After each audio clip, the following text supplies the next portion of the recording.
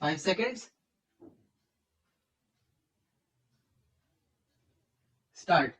Sir, almost all the newspapers in the country have spoken rather strongly against the reckless imposition of sales tax. But we find that the government have not paid any heed to the criticism made against the sales tax. On the contrary, the government have been issuing circular after circular calling upon the state governments to raise additional money by taxation, especially by imposing the sales tax. Now, as you know, even in the meeting of the National Development Council, which was held some time back, the state chief ministers pointed out that they were not in a position to raise more than rupees 300 crores by way of taxation, while the central government demanded that they should raise rupees 225 crores by way of additional taxation in their respective states, leaving aside the central taxes. Almost all the ministers objected to this proposal, and they said that their capacity as far as taxation was concerned in their states had reached the saturation point, and that it would not be possible for them at all to go beyond the limit of rupees 300 crores.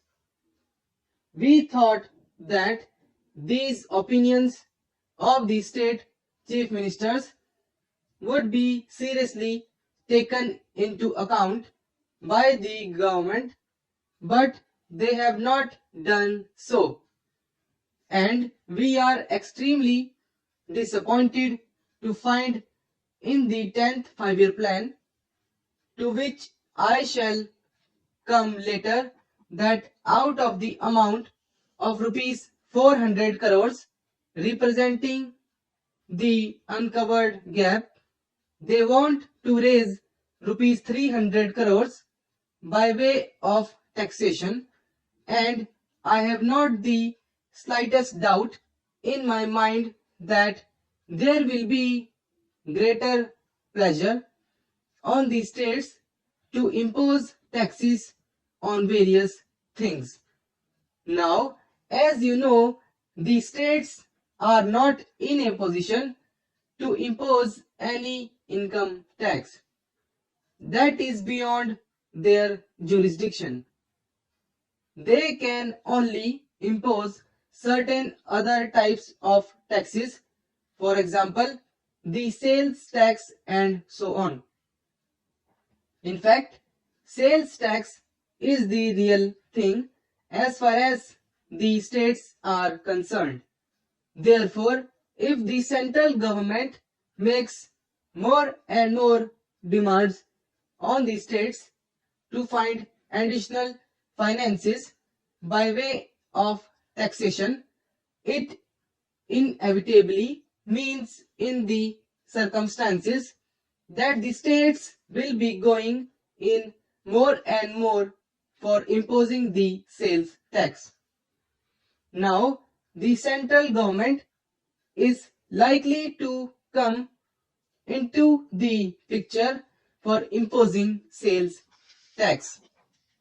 Sir, you might feel that since one party is in power, probably they will not be at cross purposes. But that is not going to be so, because the state governments are confronted with their own problems. They are nearer as far as the people are concerned. We live in this secluded chamber, away from the people, away from the masses, and well guarded and well protected by all the powers of the government. But it is difficult for the states to avoid mass demonstrations in and around the assembly house. Such things happen, and the state ministers, since they live nearer the people, are more bothered about the demands and the developments in their respective areas than the central government. And naturally, they will hesitate to impose such taxes as cause discontent among the people, and such taxes which made it difficult for the MLAs to go about in the villages or in the towns.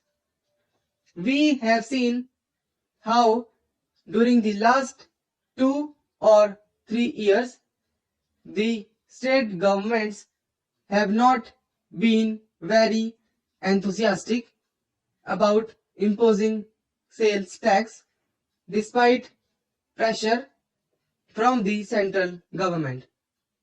Not that they are at all opposed to it. They do impose taxes, but they find it difficult to do because of very strong and healthy vehement opposition on the part of the public in their respective states. I understand that when government takes this power, they will take advantage of it in order to initiate sales tax on such commodities as enter interstate trade, and thus obviate the difficulty which might very legitimately stand in the way of the state governments. I would like to know something about it. I hope the Honorable Minister has got my point. We would like to know from him whether they will impose any sales tax after they have got these powers, even when the governments and the people of the states oppose the imposition of such taxes. This is something we would like to know from the government. The central government has the prime responsibility for executing the plan. From this report of the Planning Commission, we know that apart from the expenditure which will be met by the states, the responsibility rests chiefly with the central government. All the financial powers are concentrated in the hands of the central government, and it is therefore the duty of the central government to find money not in this manner by encroaching on the powers of the states, by curtailing their powers, by imposing taxes like the sales tax, but from other sources such as income tax, corporate tax, and so on. They can impose these taxes.